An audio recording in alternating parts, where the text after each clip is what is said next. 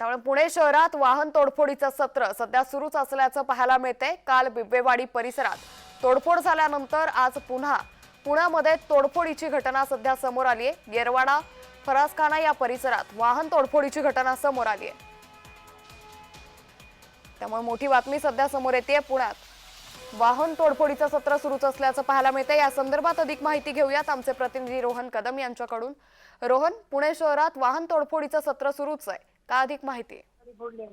अंकिता, खरं तर मागील काही दिवसांपासून या घटना ज्या आहेत त्या सातत्याने घडताना पाहायला मिळत आहेत। बिबेवाडी असेल, जनता वसाहत असेल किंवा दत्तवाडी परिसर असेल, त्यानंतर आता येरवडा परिसरामध्ये जवळपास 27 ते 28 वाहनांची तोडफोड जी आहे ती मध्यरात्रीच्या सुमारास काही टोळक्यांनी केल्याची माहिती मिळते। आणि हे व्हिडिओच्या दृश्यातून पाहायला मिळतं की साधारणतः टू व्हीलर असतील, रिक्षा असतील, हे सगळ्या गाड्या ज्या आहेत त्या सर्वसामान्यांच्या असतात आणि त्या गाड्यांना या टोळक्यांकडून टार्गेट मागील काही दिवसांपासून केलं जात आहे। परंतु या सगळ्यावरती अंकुश मिळवण्यासाठी ठोस उपाययोजना जो आहे तो कुठल्याही प्रकारची पोलिसांकडून केली जात नाहीये। दिवसाआड असे प्रकार समोर येत आहेत, दिवसाआड अशा प्रकारच्या घटना घडतायत, परंतु अशा घटना घडूच नाही म्हणून रात्रीच्या गस्त असतील किंवा पेट्रोलिंग असेल यामध्ये वाढ करण्याऐवजी पोलीस आरोपींना पकडून कुठेतरी धिंड काढून दबाव निर्माण करण्याचा प्रयत्न करतायत। म्हणून ठोस उपाययोजना या सगळ्याच्या विरोधामध्ये पोलिसांकडून काय केली जाते, आगामी काळामध्ये या वाहनतोडीच्या घटना होऊच नाही म्हणून काय उपाययोजना वरिष्ठ पातळीवरील पोलीस यंत्रणा राबवते हे पाहणं महत्त्वाचं आहे। अंकिता, नक्कीच रोहन, त्यामुळे एकंदरीतच आता पुण्यातली ही वाहन तोडफोडीचं सत्र नेमकं थांबणार कधी असा प्रश्न